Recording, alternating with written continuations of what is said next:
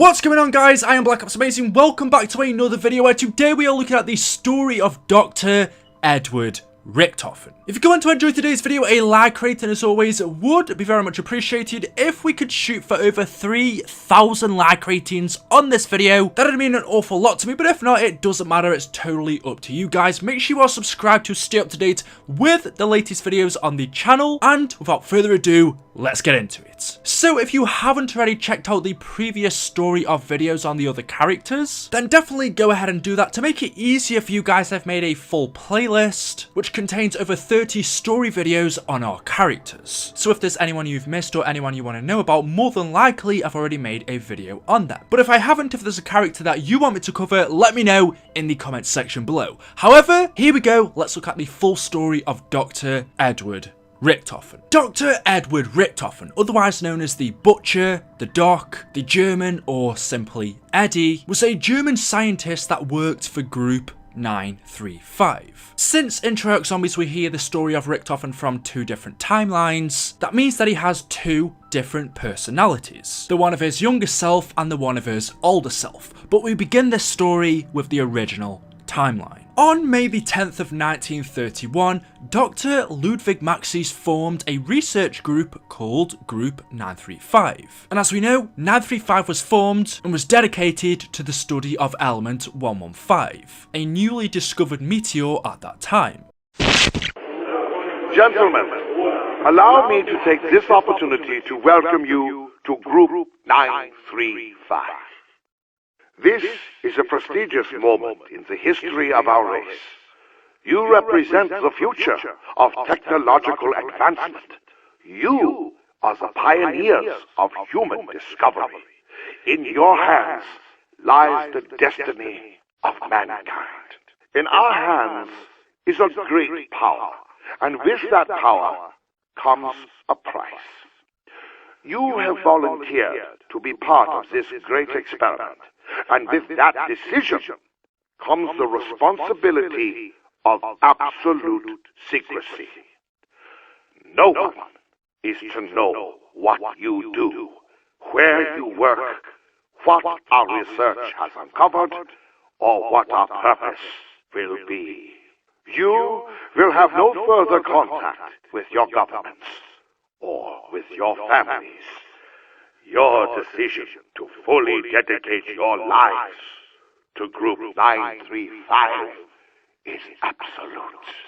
In your lockers, you will find your Field Ops manual, which will direct you should our manifesto get compromised. We cannot afford to let this power fall into the wrong hands, and therefore the Field Ops manual should be considered your Bible. Make your preparations now. A new dawn is beginning for mankind. But 6 years before the discovery of Group 935, Dr. Edward Richtofen joined the Illuminati. And after working for the Illuminati for a few years, eventually, after meeting Richtofen, Maxis invited him to join his group. And so on August the 11th of 1936, Richtofen joined Group 935, acting on behalf of the Illuminati's interests. Richtofen didn't join necessarily because he wanted to, but more so for the Illuminati. He was going to learn Group 935's secrets, how they worked, what experiments they were doing, and then feed that information back to the Illuminati. And so that's exactly what Richtofen did. Richtofen and Maxis would go on to work together on many different experiments, and they began with teleportation experiments, though they only had mild success. The subjects were teleported, but their chemical composition was altered, leaving them catatonic and changed. Initiating test number 3. Subject is within the test chamber. Activate power. Oh my God! Do you hold yourself and clean that up? Test number 3. Unsuccessful. Test subject has been reduced to the same state as previous subjects. Clean up the test chamber and recalibrate the system. Let's do it again. Yes, Doctor. And after doing these smaller experiments, Richtofen and Maxis then began teleporting corpses, where after being teleported for the first time, the corpse became resurrected. Because element 115 was needed to power the teleporters, when the corpse was teleported, the element 115 resurrected it. But the corpse, which had turned into a zombie, soon became rabid and began to attack Richtofen and Maxis, and so it was euthanized. But Richtofen worried this would lead to massive defections. So he and Schuster decided to continue their experiments behind Maxis's back. During this time of 1939, Richtofen also began to develop the Wonder Waffle DG2. Anyway, after being told by Maxis that his test was a failure, Richtofen and Schuster then conducted their first human test. Richtofen was so confident in its success that he volunteered himself. And so Edward stepped in the teleporter and Schuster activated the device. But instead of arriving straight back at the mainframe, Richtofen was teleported to a catacomb within the moon, where in front of him he saw a pyramid. As we know, this was the MPD. Unbeknown to him, this was the ether pyramid that was created by the Apothecans and hidden on the moon eons of years ago, and Richtofen had discovered it. Though while inspecting the device, Richtofen touched it and was electrocuted. And after being electrocuted,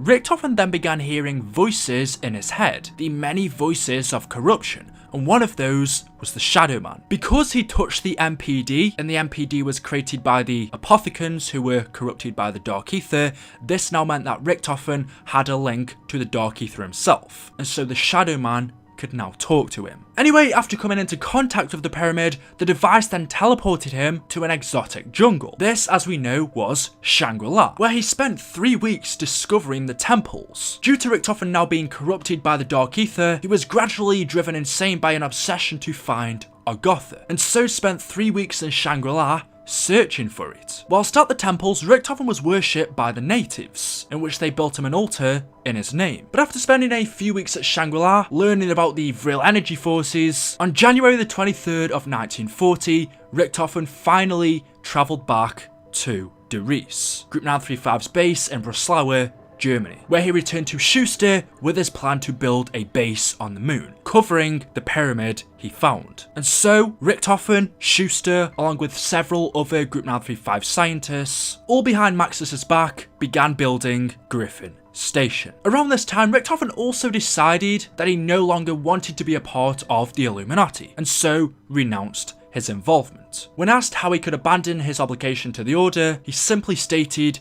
Teddy was a liar. And after leaving the Illuminati, Richtofen then continued with his work at Group 935. And on February the 1st of 1942, the moon base was completed. Richtofen named Dr. Groff as the lead scientist on the moon and then returned to Earth to continue his charade with Maxis. Working alongside Schuster, Groff was left to discover how to power the MPD, which he managed to do a couple of months later when Schuster killed a rat near the device, where its death inexplicably began filling the tanks around it, charging the MPD. They reported their findings back to Richtofen, and Richtofen then began to send soldiers and scientists to the moon to be sacrificed. Their souls were used to charge the MPD. Although soon enough Maxis became suspicious of Richtofen. He noticed that Richtofen's behaviour had changed and that he was acting in a strange and aggressive way. And in a personal log, Maxis expressed concern over Element 115's impact on Richtofen's behaviour. No longer trusting him,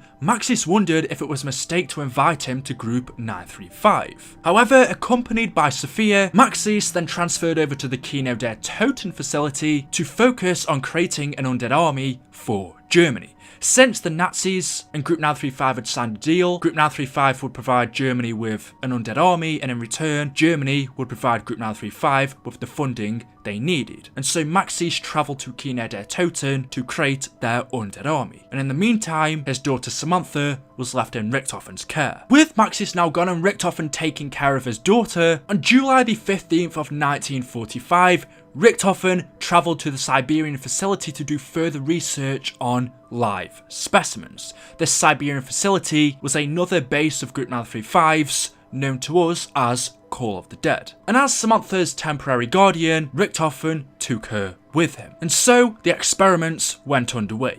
Group 935 began transferring 3 test subjects for experimentation: a Soviet named Nikolai Belensky, a Mexican named Pablo Marinos, and a Japanese captain named Takeo Misaki, who were all enemies captured by the Germans. The Germans handed them over to Group 935, and then Group 935 sent them to Richtofen for him to do experiments. Though whilst doing his experiments, Richtofen accidentally killed Pablo. Following a spleen removal, it fell on the floor, and Richtofen accidentally killed him. Richtofen, whilst experimenting on his test subjects, also experimented on Samantha. What he did to her, we don't know. However, he did experiment on Maxis' daughter. After killing Pablo, Richtofen now needed a new test subject. And luckily for him, an enemy had been captured and would be brought in to be his replacement. This new test subject was the American named Tank Dempsey. As we know, Dempsey was captured at the Verrucht Asylum after trying to rescue Peter McCain, who was sent there to investigate Group 935. Group 935 found Tank, they captured him, and he was then sent to Siberia to Richtofen. Richtofen then began to document the personality traits of his test subjects. Dempsey's intellect seemed low, but his will was strong. Takeo was continuously staring at the floor, muttering what sounded like some kind of proverb over and over again. As for Nikolai, he began to respond to the stimuli, but only after injections of a new serum made primarily from vodka. Richtofen noted that their minds were almost entirely broken, with no memory of who they once were. Soon enough though, Maxis returned to Dries, where he ordered Richtofen to come back so they could continue their work on the matter transference device. Richtofen returned to Dries with Dempsey, Nikolai, Takeo and Samantha, where he placed the test subjects into sleep, ready to be awakened whenever he needed them. Obviously, Samantha was returned back to her father, but she never told him about the experiments that Richtofen did on her. Anyway, after returning and carrying on with their experiments, using element 115 prior to his experiments with the test subjects, Richtofen was able to create deadly weapons. Richtofen was finally able to finish his prototype of the Wunderwaffe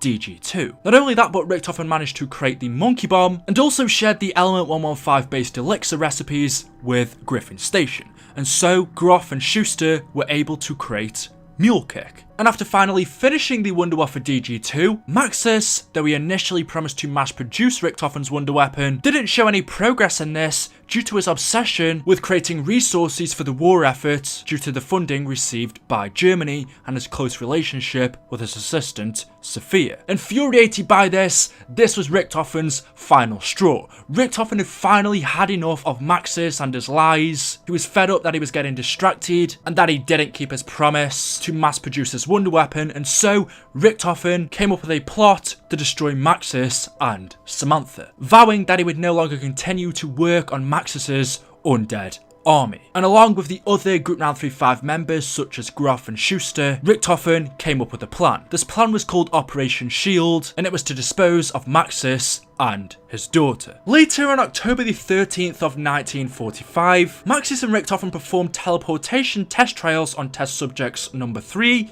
4 and 5. Though all of these tests failed, including test 5 where Maxis uses Fluffy, who as we know was Samantha's dog. For test 6, Maxis and Richtofen put Fluffy in the teleporter and then activated the device. But instead of teleporting back to the mainframe straight away, she didn't. Fluffy didn't return, at least not when she should have. Fluffy was missing for a few seconds, but when she did return, she was changed. Fluffy had become infected by element 115, turning her into almost a zombified dog. With her flesh ripped off, her bones showing, Fluffy had turned into the Hellhound. And just as she returned, Maxis' daughter Samantha walked into the room. She saw what Maxis had done to her dog, and so she ran into the teleporter. Maxis chased her into the teleporter, but this now meant that both Maxis and Samantha were trapped up a corner, with Fluffy quickly closing in on them. And Richtofen saw this as his perfect opportunity. After wanting to kill Maxis and Samantha for so long, Richtofen saw this as his chance, and so sealed Maxis, Samantha and the dog in the test chamber and then teleported all 3 of them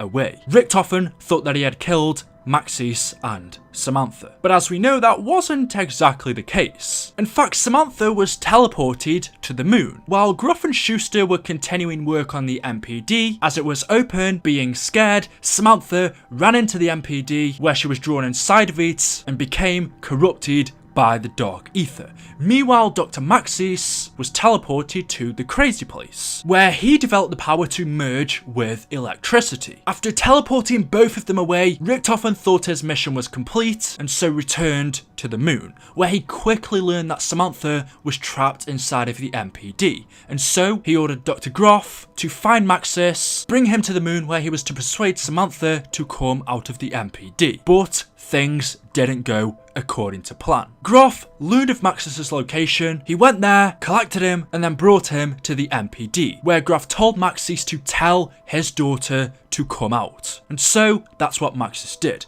Maxis persuaded Samantha to open the MPD and come out so he could talk to her. But once she did, instead of telling her to leave, Maxis gave her instructions to kill everyone related to Group 935.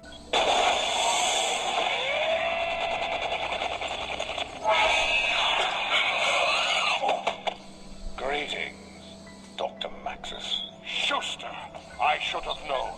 Where is that rat Edvard? Where are we? And how did you get me out of that wretched... None of that is important right now. Allow me to fill you in. Samantha, honey, Daddy is here. Come, dear, please. Open the machine. Daddy will not let them hurt you anymore. Honey, Daddy knows he's made some mistakes. I am truly sorry that you were put through so much. When your mother died, I could not bear the thought of losing you, too. That's why I kept you so close. I did not mean to neglect you. I just wanted to know you were safe from harm. Daddy! I love you, Samantha. I love you too, Daddy. Can you do something for me? Something very important. Yes. Kill them all.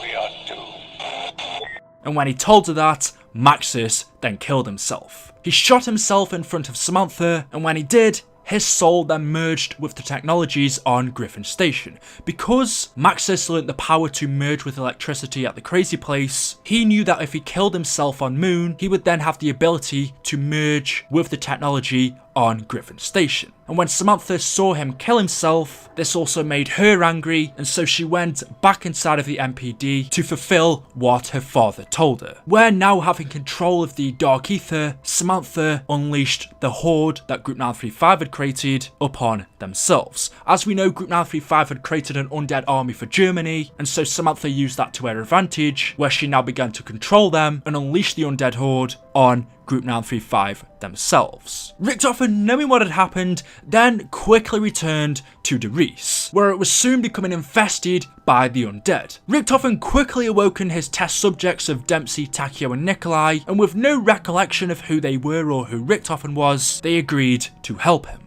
and the four would become known as Ultimus. With the facility quickly becoming overrun by the zombies, Richtofen came up with a plan, and the first step of that was to travel to the Rising Sun facility in Japan. And so that's what the Ultimus crew did. They travelled to Shinonuma, which is the first map officially in terms of story that we play in the Zombies storyline. The Ultimus crew travelled to the Shinonuma facility, which was ran by Group 935 and Division 9, and they went there to recover Richtofen's diary. And they had to do that whilst fighting off against the undead. Since now all of the Group 935 bases had become overrun by the zombies, this now meant that Richtofen's plan was going to become a challenge. But he knew that along with Takeo, Dempsey and Nikolai, that he could do it. After collecting his diary from Shinonuma, upon reading it, he then began to form his plan to defeat Samantha, and on October the 28th of 1945, Richtofen returned to De Rees, where with his diary,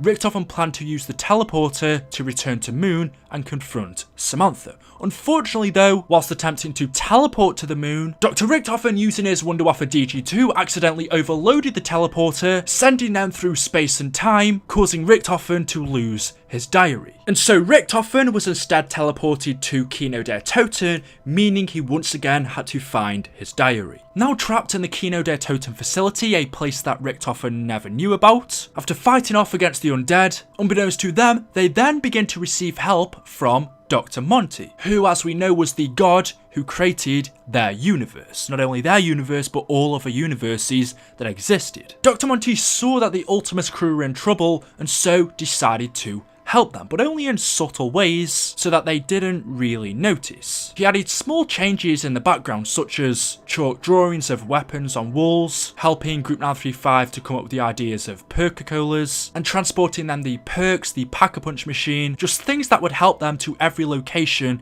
that they went to. Anyway, after fighting off against the undead in Kino der Toten, the Ultimus crew then find a lunar lander located at the theatre and use it to fly to their next location, in which it took them to the Ascension facility in Soviet territory, which is where Richtofen's diary was located. Though when the Ultimus crew did arrive at the Soviet Cosmodrome on November 6 of 1963, they came to find that Dr. Gersh, who was a scientist that worked at the Ascension group, was trapped in the Casimir mechanism. We know that a short time before they arrived here, Yuri Zavosky, who was Gersh's assistant, found Richtofen's diary, he began to read it, and when doing that, Samantha, who was then in control of the zombies, began to infect Yuri's mind, and when she did that, she then told Yuri to kill and get rid of Gersh. And so Yuri tricked Gersh into activating the Gersh device, hence why Gersh was now trapped in the Casimir mechanism. As for Yuri, as we know, he was teleported to the Pentagon, where he became the Pentagon Thief. And so, when it came to the date November 6 of 1963, and the Ultimus crew arrived at the Ascension base, Gersh was still trapped in the Casimir mechanism. And so he asked the Ultimus crew to free him. This had better be good, Yuri. The fact that you are even in this lab again is reason enough to have you permanently removed. If you've done anything that will ruin its inspection, do not worry. You will not be disappointed. In fact, I'm sure you won't forget it. But I can't take all the credit. If you will do me the honors.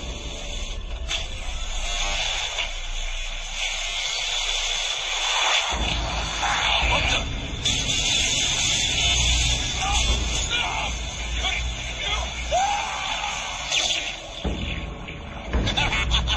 You fat pig! Enjoy your dip! No! What have I done? What have I done?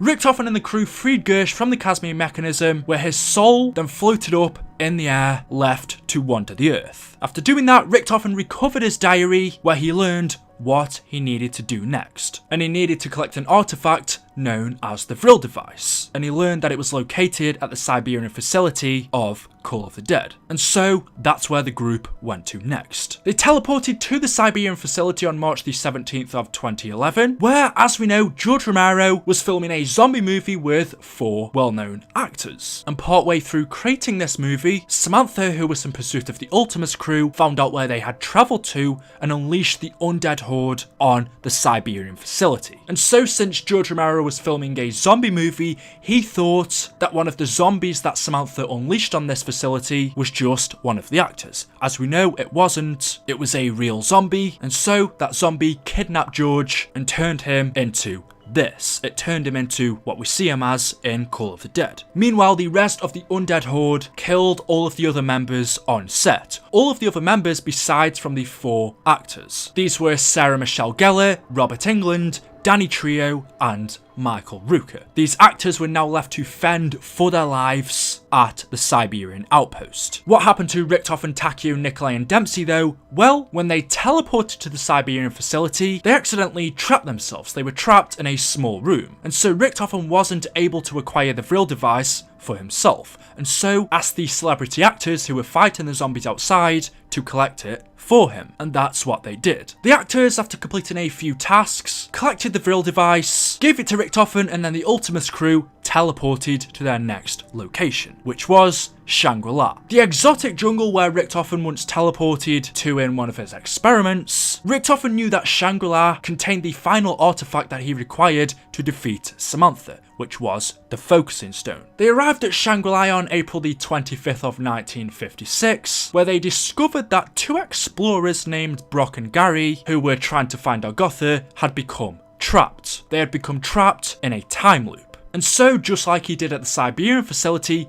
Richtofen asked both Brock and Gary to help him to acquire the Focusing Stone. That's what they did. They helped Richtofen acquire the Focusing Stone, and once he got his hands on it, he then had everything necessary to complete his plan. And so Richtofen, along with the crew, teleported to his final location, which was Hangar 18 in Area 51 on October the 13th of 2025. Again, just like every location they'd been to, quickly becoming overrun by the zombies, the Ultimus crew then quickly run to a nearby teleporter, in which it teleports them to Griffin Station on the moon. Using the Vril device that he collected from Call of the Dead and the Focusing Stone from Shangri-La, Richtofen then fused them both together, which allowed him to complete his grand scheme. Using this, Richtofen opened up the MPD and switched bodies with Samantha, giving him full control of the zombies and the ether. Richtofen was now trapped in Samantha's body inside of the MPD, in which he had full control of the zombies, and Samantha was now trapped inside of Richtofen's body. With Richtofen now having full control of the zombies, Dr. Maxis, who was trapped in the computer systems, contacted Takeo, Nikolai and Dempsey and asked them for their help to defeat Richtofen. Having seen that Richtofen had been playing them all along and had betrayed them, they agreed to help Maxis. But through helping him, this meant that 3 missiles were launched from the moon to the Earth, blowing it up, leaving it fractured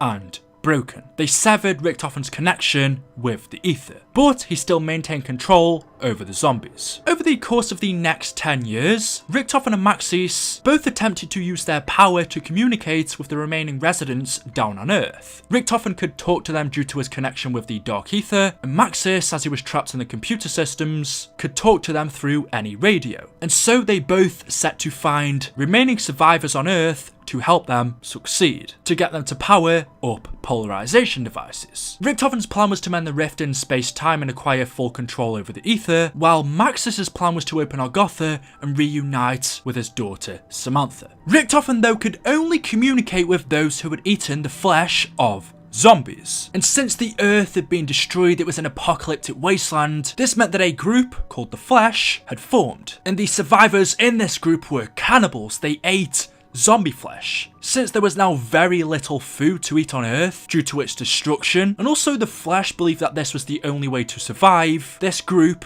ate zombies. And so this was Richtofen's only choice. These were the only people that he could contact, and so began to speak to them in their heads. Meanwhile, Dr. Maxis began to speak to other survivors through a radio system. These survivors believed that this voice that they were hearing was their savior. They believed that if they could find Maxis, find where he was located, that they'd be safe. And so a group began to follow Maxis. Both Maxis and Richtofen now had their own separate groups. But soon enough, there was a conflict. There was conflict between Maxis's followers and Richtofen's followers, the Flesh, and so both of these groups had a fight, leaving everyone in Maxis's group and the Flesh killed. They all killed each other. But there was one survivor of this battle, and his name was Samuel J. Stuhlinger. Stuhlinger, being the only survivor of the Flesh, was now the only person that Richtofen could contact. And so Edward told Samuel that in order to live, if he wants to survive, he needs to listen to whatever Richtofen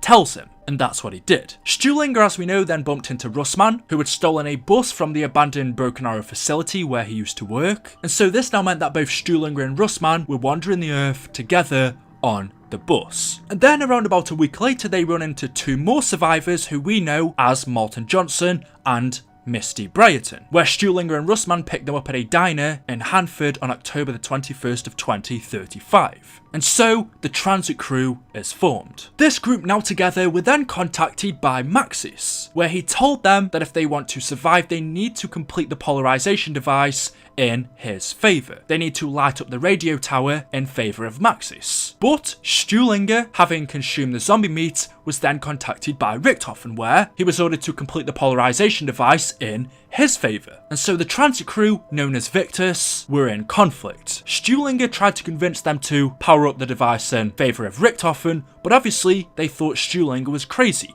Stuhlinger was the only one who could hear Richtofen talk. The rest of the crew thought that he was just crazy, that there was no actual voice in his head, and it was just him talking to himself. So of course, since the rest of them could only hear Maxis, they went along with what Maxis said, and they constructed the device in transit in his favour. Once the beacon in transit was lit for Maxis, still hoping to regain control, Richtofen then teleported the Victus crew to Province 22 on October the 22nd of 2035, otherwise to us known as Die Rise, where he once again demanded that Stuhlinger activated the second polarization device in his favour. But as we know, canon in terms of the story, once again, since they think Stuhlinger's crazy, they activate the device in Maxis' favour, and once doing this, the voices cease. Maxis and Richtofen don't contact the transit crew for some time, leaving Victus to wander the Earth. After wandering the Earth for a few months, they eventually on December 31st of 2035 arrive at an old western town. It was an old western town located underground in Angola, and when the Victus crew finally arrived here, the voices of Maxis and Richtofen returned. Where for the final time, Maxis tells the transit crew to activate the final polarization device in his favour. Meanwhile, Richtofen in Stuhlinger's head tells him to convince the rest of the crew to activate the polarization device in his favour. But as we know, canon in terms of the story, once again, for the final time, they activate the polarization device in terms of Maxis. The device is activated for Maxis, and now corrupted by the Dark Ether, he reveals his true intentions to Victus, where he tells them that neither the Earth or its people will survive, meaning Maxis was going to kill the Victus crew. As for Richtofen, since he had been corrupted by the Dark Ether, he was now evil. He punished Richtofen by trapping his soul inside of a zombie. And with Richtofen defeated, Maxis then uses his power to pluck Samantha's soul from Richtofen's body on Moon and place her in Argotha alongside him. But after being reunited with her father, she now realised that he had been corrupted. She realised that he wasn't the same. And so when a rift opened to Dimension 63, Samantha left, where she would attempt to reach out to an alternate timeline version of her father to try and get him back. As for the Victus crew, with them still trapped and buried in Maxis planning to destroy the Earth, the Primis Richtofen from another timeline, who learns about the fate of the Victus crew, then begins to manipulate Stuhlinger, where he tells Stuhlinger that you need to listen to what I say, otherwise Maxis will essentially kill you. And so Primis Richtofen opens up a rift for Victus and buried for them to begin their new journey. The rift is opened, the Victus crew go through it, and they are teleported to another location. But what also goes through the same rift as them is not only the zombies, but also undead Richtofen, who was resurrected by the Primis Richtofen and then told to pursue the Victus crew and recover the blood vials when they have them. And so when Primis Richtofen opens up the portal in Buried, not only are they pursued by the zombies, but they are also followed by undead Richtofen. But we'll learn more about him later on. So anyway, with the Victus crew now free and having escaped Buried, Maxis destroys Earth and all of its surviving inhabitants. Whereas the Victus crew should have died, they don't, as Primis Richtofen helps them escape. And so with the Earth now destroyed, that is the end of that timeline. But as we know, there are multiple timelines in this storyline, meaning there are multiple Richtofens and multiple events. And so after the destruction of Earth in the original timeline, we then move to Dimension 63. Well, on July the 17th of 1898, Edward Richtofen's parents die. And so now not having anyone to bring him up, Edward had to guide himself, and on August the 11th of 1906, Richtofen began his studies at Heidelberg University under his tutor, who was Dr. Ludwig Maxis. Richtofen was his student. Having lost his parents though, Richtofen came to view Maxis as a father figure, and years later on July the 3rd of 1912, Richtofen and Maxis together join Group 935, an organisation dedicated to improving the human condition. After working for Group 935 for some time, on August the 25th of 1916, the Journal of Sir Pablo Marinus, a knight that took part in the Great War between humanity and the Apothicans from the 13th century, is discovered by Group 935. And in Pablo's journal, he documented the Great War. He documented everything that he witnessed, including all that he learned from the Keepers, the Apothicans, and Element 115. Regarding Element 115's powers, he noted that the site in northern France contained massive deposits of it. And so, using information gathered from this journal, Group 935 began work at the dig site in northern France, where soon enough they discover a series of underground tombs. And a month later, after finding the main chamber, but unable to access it, soldiers began to listen to a gramophone to alleviate their frustration. But when listening to a recording of Le Source Noir, the entrance to the main chamber unexpectedly opened, and the camp's exposure to Element 115 began. And as we know from the previous timeline, we know what Element 115 does. Also at this time, the Primis version of Richtofen, who helped the transit crew escape from Buried, teleports to the Origins campsite to hand the Origins version of Richtofen over some blood vials, and he tells him that you will need these when the time is right. And after saying that, after handing over the blood vials, he then returns back through the rift and disappears. But this Origins Richtofen now has the blood vials of Finn and Sal from Mob of the Dead, and he was told when the time is right, he is to use them. Using information from Pablo's journal and the tomb's main chamber, Maxis then drew up schematics for the creation of 4 elemental staffs, and after doing this, he instructed Richtofen to begin their construction. And so Richtofen, along with other Group 935 members, built these elemental staffs, these replicas, for Maxis. Continuing on with their work on September the 22nd of 1917, Richtofen noted that in spite of Group 935's progress at the dig site, he was troubled by Maxis's growing obsession with Pablo's diary and with Element 115. Since Richtofen saw Maxis as his father, he became worried about him. But still, nevertheless, work at the dig site continued. On May the 13th of 1918, continuing to read Pablo's journal, Richtofen learned that the site in northern France may be the single largest deposit ever of Element 115 on Earth. And he believes that this explains why it's affected so many people on the site. And not long after this discovery, Samantha, who had travelled back from the original timeline after seeing her father corrupted, now began to speak to this version of her father. Samantha began to speak to Maxis in his head, and this drove Maxis insane. He became completely obsessed. At first, he didn't believe that Samantha was his daughter, since at this time she wouldn't have been born, but Samantha, in the end, managed to convince Maxis that this was his daughter. And so on May the 14th of 1918, Maxis swore he would not serve Group 935's mission in order to advance his own agenda with Samantha. Samantha told Maxis that Group 935 was bad, that in the end, things won't work out. She told him of what happened in the original timeline, about the zombie outbreak and how Maxis became evil and disowned his daughter, and so Maxis, not wanting this to happen again, decided to abandon Group 935 and no longer work for them, and instead decided to help Samantha. As Group 935's experiments with Element 115 continued, they began to install Element 115 powered generators around the facility, and using Element 115, Group 935, along with Richtofen, constructed 3 giant robots. These, as we know, were known as Freya, Odin, and Thor, and they'd be used to help the Germans win the war. But with Maxis becoming more and more obsessed with Samantha, Richtofen became more and more worried. And soon enough, strange events started occurring around the dig site. A magical mystery box appeared out of nowhere, with a light beaming into the sky. Chalk drawings appeared magically on the wall. All of these strange events began to happen after the camp's exposure to 115.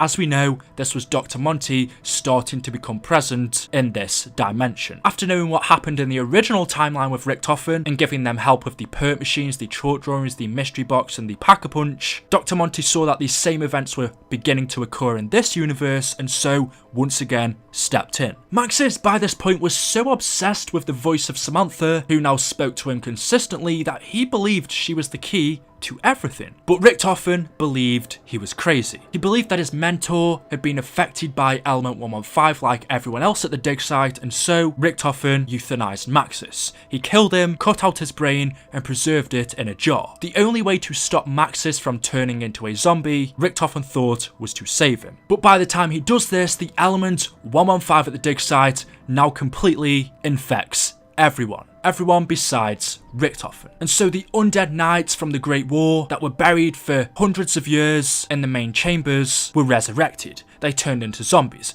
Everyone else at the dig site, all of the Group 935 soldiers, also turned into zombies. And so the zombie outbreak had begun at Origins. As we know, at this time, an American spy named Tank Dempsey, a Russian spy named Nikolai, and a Japanese spy named Takio were all sent to northern France Origins to intercept Group 935. They were to stop Group 935 from doing whatever they were doing. But when they got here, the dig site was already infected, and they came face to face with Richtofen, right at the exact time when he was removing Maxis's brain, and also at the same time as the zombie outbreak. Having no choice, since they were about to get overrun, the four, Richtofen, Takio, Nikolai and Dempsey, once again have to unite, marking the return of Primis from the Great War. With the Primis crew now formed, Takio, Nikolai, Dempsey and Richtofen now have to fight off against the undead hordes of the zombies. But Samantha tells them that she's trapped. She tells them she's trapped in Argotha and she needs their help to free them. Now, of course, Richtofen doesn't particularly like her for making Maxis obsessed and so doesn't really want to help her. However, Takio, Nikolai and Dempsey do. So in the end, Richtofen gives in and decides, along with the rest of the crew, to help Samantha escape Argotha. And that's exactly what they do. They put Maxis's brain inside of the Maxis drone, and then the crew, after completing certain tasks for Samantha, finally teleport to the crazy place, where they open a portal in the sky, allowing Maxis to fly up through the portal to be reunited with his daughter, Samantha. And when the two are reunited, Dr. Monty, who now had no other option but to involve himself in the story, plucked Samantha and Maxis from Argotha and brought them to the house. Dr. Monty, after bringing Maxis's brain to the house, then wiped the Maxis that was corrupted by the Dark Ether from existence. And after doing this, Monty then revealed his plan. He revealed his plan to build a perfect world and instructed Maxis to retrieve a book called the Chronorium, which contained the location of another artifact known as the Summoning Key. Maxis, in turn, relayed this task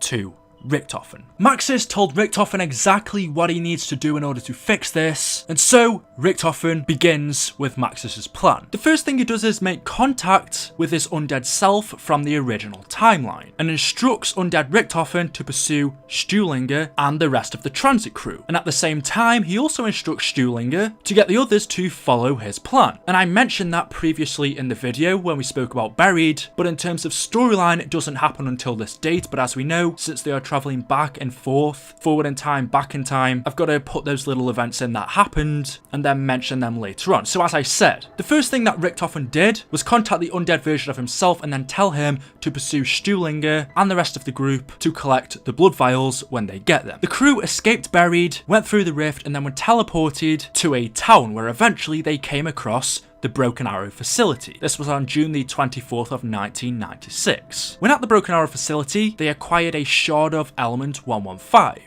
And once collecting that, they then teleport to their next location, which is Zero Base. Where at Zero Base, the crew used this shard of 115 to power a machine in the middle of the facility. They put the 115 in, the machine is powered, it extracts the blood of the transit crew. Richtofen tells Stuhlinger that this is so that it knows that they are human and not zombies, and then once their blood is extracted, they are then teleported to a place called the Empty Earth, where an alternate version of Maxis built a facility to protect the Chronorium. The Chronorium was hidden in the Empty Earth, and so the transit crew went here to retrieve that book. But as we know, not everything went to plan. Since the Empty Earth is a place that originally existed with no human life, when the transit crew teleport here, everything that they touch turns to ash. Since it's a tangent timeline, it ultimately begins to collapse. So the transit crew have to act quick. And Richtofen tells Stuhlinger that the Chronorium is located in one of the buildings that Maxis built. So Stuhlinger goes to collect it, and just as he picks it up, as we know, the cyborg robots that Maxis built to protect it awaken and begin to chase Stuhlinger and the rest of the crew. They quickly run away with the Chronorium. Richtofen opens them up a rift and they escape. Meanwhile, Richtofen then makes his way back to Dimension 63 on July the 4th of 1941 with the construction of the lab under Alcatraz complete. And at this same time, the Victus group arrives and hands Richtofen the Conorium. As we know, Richtofen then reads the Conorium. He discovers everything to do with him, various pages documenting the fates of Richtofen and the various other individuals. And he then writes on this page, "I know what I must do, signed ER, the 4th of the 7th, 1941. After reading the Conorium and finding out what he must do, Richtofen then travels briefly to Zero Base to meet his undead version of himself. As we know, the undead version has been following the transit crew so that he could eventually acquire their blood vials, and that's exactly what undead Richtofen did. When the transit crew gave their blood to the machine in Zero Base to find out if they were human, after doing this whilst they were on the search for the Conorium, undead Richtofen took their blood samples from this machine, and he has now met up with normal Richtofen. They come face to face, and undead Richtofen hands Richtofen the blood vials. Now that Richtofen had the blood vials of the transit crew, he then once again jumped back through the rift, back to Alcatraz, but this time in Dimension 63 in 1934, 8 days before the execution of Billy Handsome, Sal DeLuca, and Michael Finn O'Leary. And when he was there, in the doctor's quarters of the prison, he acquired the blood samples of both Sal and Finn. And once he had them, again, he opened the rift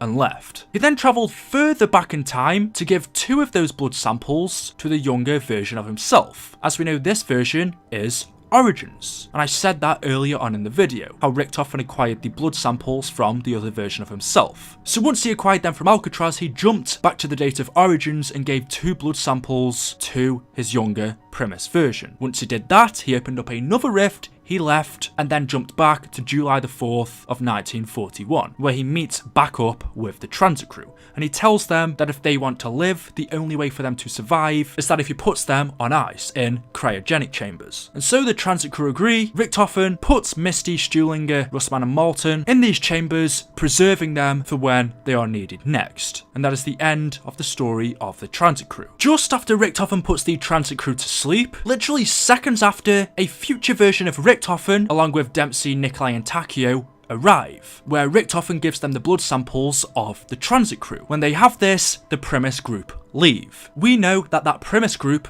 teleported after defeating Takio in Zetsubo no Shima. Anyway, once all of the blood vials were handed out, Richtofen then continues reading the Conorium, only to find out where he needs to go for his next destination. As we know, that was Morgue City in Dimension 63. Richtofen teleported there as he knew that's where the reporter brought the summoning key, after being told to bring it here on a truck by the Shadow Man. Richtofen attempts to intercept the reporter, who had the key locked in a crate, but because Dr. Monty told the reporter not to give the summoning key to anyone, since Richtofen was trying to get it off him, the reporter then attacked Richtofen. And so in self-defense, Richtofen killed the reporter. But since the summoning key had been locked in a crate sealed by magic, which could only be opened by the apothecans themselves, Richtofen stood back and watched behind the scenes until the crate was opened and he could acquire it. And as we know, that's exactly what he did. He was watching, waiting for his chance to get the summoning key. As we know, 4 individuals, who was Nero, Jack, Floyd and Jessica, were all manipulated by the Shadow Man. He told them that they had all done bad sins, and so made them believe that they were trapped in a twisted version of Morgue City, and the only way for them to escape is to do what the Shadow Man says. The Shadow Man made them sacrifice people that they were close to, and every time one of those people died, a gate worm would be acquired in return, and the Shadow Man was going to use these gate worms to get his hands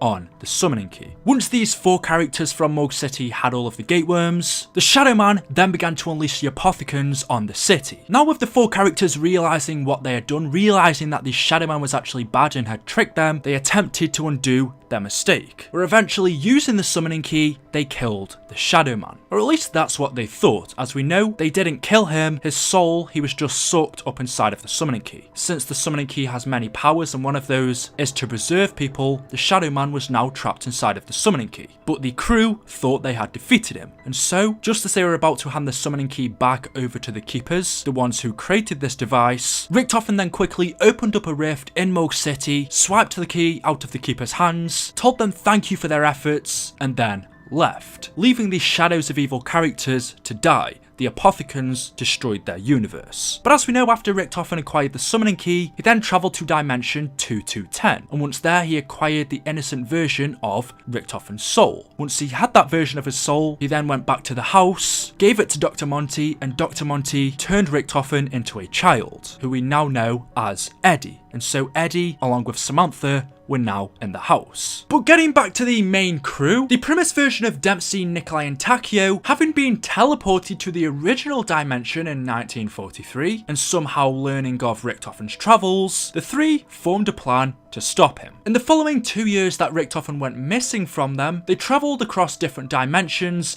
following Richtofen's trails and encountering various different versions of him. And as we know from what they say in The Giant, Dempsey will say things like, "I've killed many Richtofens," and so that explains it. In between those 2 years that they were gone, they were following different versions of Richtofens and killing them after learning what he does in the original timeline. But anyway, after doing this, eventually they return to the original dimension and meet at the Doris facility on October 13th of 1945, which is just moments after the Ultimus Richtofen trapped Maxis and Samantha in the teleporter with Fluffy. As we know, Dempsey, Nikolai and Takio confront the Ultimus Richtofen, telling him that there is a chain of events that must be carried out, and prompting him to await the original versions of themselves. As the horde of zombies approaches from outside, we can see from the intro that Richtofen continues to ignore the character's warnings and turns on the teleporter. But as we know, when he does that, when the door opens, on the other side is the Primis Richtofen. The Primis version of Richtofen walks out of the teleporter and shoots the Ultimus version of himself in the head. And as soon as he did this then triggered fractures across space and time, causing things to mess up. And one of the results of that was the old western town being teleported underground in Angola, Africa, buried as a result of Richtofen killing his original self. But anyway, once Richtofen kills himself, Richtofen tells the crew that that was the right thing to do, believing that what he has just done will secure a better future. And whilst they fend off the zombies, Richtofen pretends to use the summoning key to acquire the original Richtofen's soul. But as we know, he doesn't actually collect his soul because he is already a child in the house, so he doesn't need to do that. He pretends to collect his soul so it convinces the other characters that that's what they need to do when it's their time. The four activate the beacon in the facility, which allows Maxis from another dimension to locate them. Once the beacon is lit, the crew then acquire a giant robot from the giant facility and use it to travel to their next location. Their next location was Griffin Castle, otherwise known as Der Eisendrache. Whereas we can see from the intro, this was at the point when the Germans had captured the Ultimus version of Dempsey.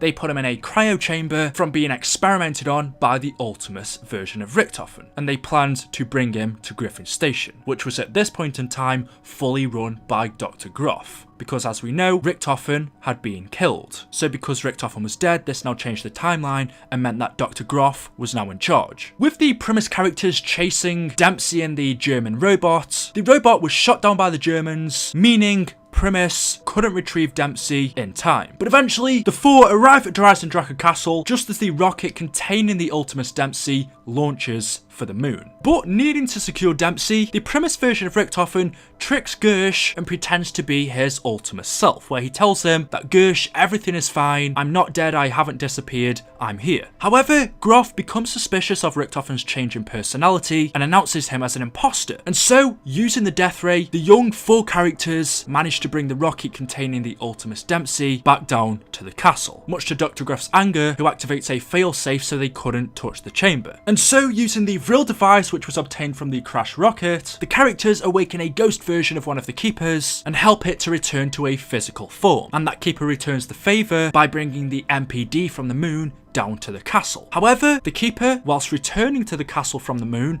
somehow becomes corrupted, forcing the four to battle it. But eventually, the keeper's defeated, and after defeating the keeper, Groff tells the four that he's going to destroy the castle. And so, before he can do that, the four use the summoning key to launch several missiles from Der Eisendrache Castle to the moon, destroying it, ultimately killing Groff. And then finally, as we know, Primis Richtofen reveals his plan to the other characters. He tells them that they need to kill the Ultimus version of themselves to be put in the summoning key like he intended to do in the Giant, but he tells them that they need to kill their Ultimus selves if they want to save the universe. And so, eventually, they agree. The Primis version of Dempsey turns off the life support of the Ultimus version of himself, which kills him. And when he's dead, Richtofen collects his soul inside of the summoning key. Once Dempsey's soul is collected, they move on to their next location, which is to collect the soul of Takeo. The crew travel to a different fractured timeline, this time to an island, and when there, they discover the secrets of Division 9. Division 9, who were previously in control of the Shinonuma facility in this fracture, were now operating on the island of Zetsubou-no-Shima, where they were combining Element 115 and plant life together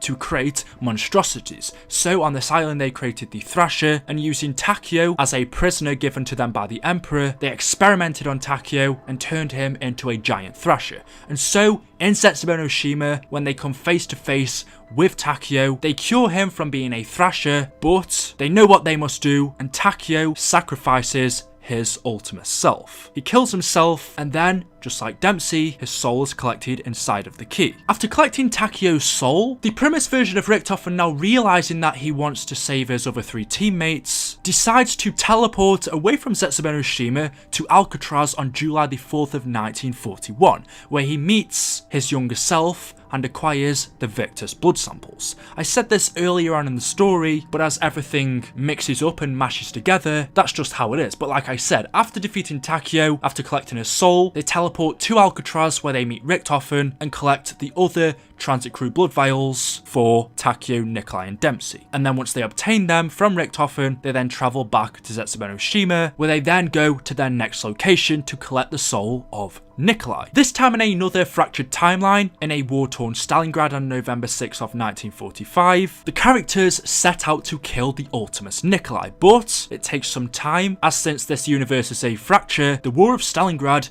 never ended. It was a 3-way conflict between the zombies, dragons and the robots. But eventually in Stalingrad, the crew defeat the Ultimus Nikolai. He is killed and his soul is finally collected up inside of the summoning key.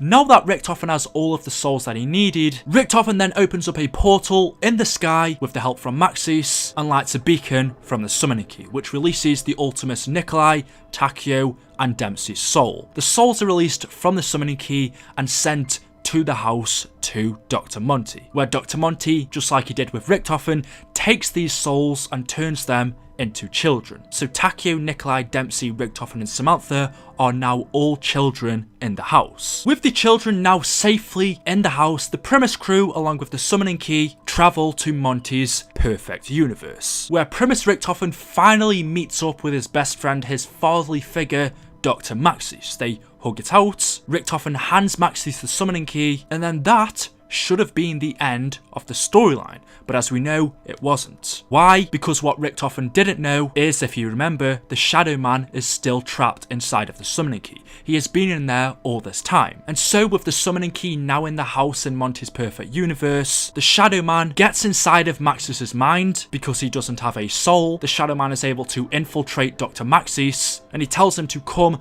down to the basement of the house, where Maxis picks up the summoning key and switches positions with the Shadow Man. Dr. Maxis is sucked up inside of the summoning key, whilst the Shadow Man is now free to roam Dr. Monty's perfect universe. And what he does, using the summoning key, is now frees the Apothicans from the Dark Ether, causing a great war in this universe. And so for one last time, it's up to the Primis characters, Richtofen, Takeo, Nikolai and Dempsey, to defeat the Apothicans. And that's what they do. Using the summoning key and Sophia, the Shadow Man is finally defeated. And in order to get rid of the Apothicans and the Shadow Man for good, Dr. Maxis and Sophia combine together and sacrifice themselves to save the universe. The Apothicans were now gone. But the story isn't over. As soon as this happened, the Primis characters should have started to have faded away. Since no other versions of them actually existed in any other universe, this caused a paradox, and it should have meant that Takeo, Nikolai, Dempsey and Richtofen would no longer exist. They should cease to exist and fade away. But they didn't, because they drank the blood. They drank the blood vials that they were given, which means that they could carry on living in Monty's perfect universe. But Dr. Monty told them that they can't. He told them that they can't stay here in his universe as it causes a paradox and a potential problem. And so he tells them that either he wipes them from existence, he kills them, or he sends them to a different place in space and time that really doesn't matter, a different corner of a random universe. But instead of doing that, instead of wiping them away, he sends them back in time to become Primis. He sends them back to the very beginning, the age of the Great War, where Primis defeated the Apothicons for the first time. And so the loop is continued. The zombie storyline is replayed over and over again. And that is the story of Dr. Edward Richtofen. So guys, there we go. That is his story. Let me know what you think down in the comment section below. If you have made it up to this far, I have been talking for 3 hours straight. This is 3 hours worth of audio I've got to edit down. I have no idea how long the video will be, but my voice is absolutely killing. So if you could drop me a like rating if you have enjoyed, that'd be really appreciated. Let me know in the comment section below if you have made it this far. Just put finish the video or something. I'll try and reply to as many of you guys as I can. But like I said, subscribe if you have enjoyed. More videos to come on the channel. Drop a like rating, make sure you are part of the notification squad. Click that notification button. Let me know who you want to see next, and I'll see you in the next video. Thank you and goodbye.